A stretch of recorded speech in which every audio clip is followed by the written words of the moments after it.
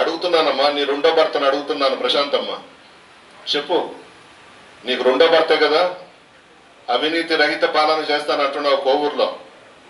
ఏం చేస్తావు నువ్వు? సామాన్యుల్ని మీ ఇంట్లోకి రానివ్వగలుగుతారా? ఎస్, 3 గేట్లు దాటిపోవాలి మీ ఇంట్లోకి రావాలంటే, మా అనిల్ చెప్పినట్టు. మీరెక్కడ కలుస్తారు? మీరంతా కోటీశ్వర్లతో స్నేహాలు చేస్తారు, పెద్ద పెద్ద ధనవంతులు కావాలా మీకు, పెద్ద పెద్ద కాంట్రాక్టర్లతో స్నేహాలు మీకు. సామాన్య ప్రజలు వస్తే మీరు అసలు పలకరిస్తారా? చెప్పండి.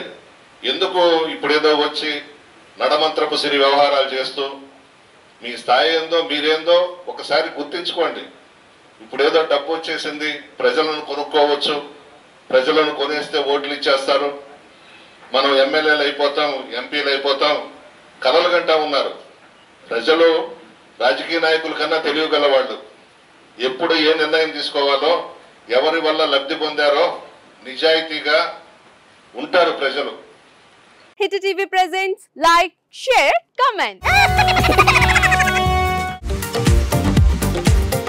టీవీ వాళ్ళకు కూడా నేను ఒక సర్ప్రైజ్ ఇద్దాం అనుకుంటున్నాను. మీరు మాత్రమే జెస్సీ ఎందుకు అయ్యారు? ఇలాంటి అమ్మాయిలకి పిలవడానికి బాగుంటుంది.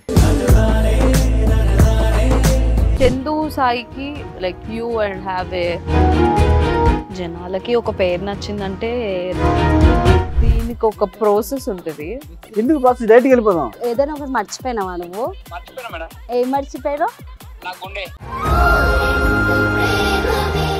ఏదో ఆ టైంకి మన సుడి బాగుంటే ఎవరన్నా చూపిస్తే రాయగలం కానీ డోర్ టు డోర్ సేల్స్ చేసేవాళ్ళు. శారీ వస్తుంది, శారీలో వెనకాల కట్టుకుని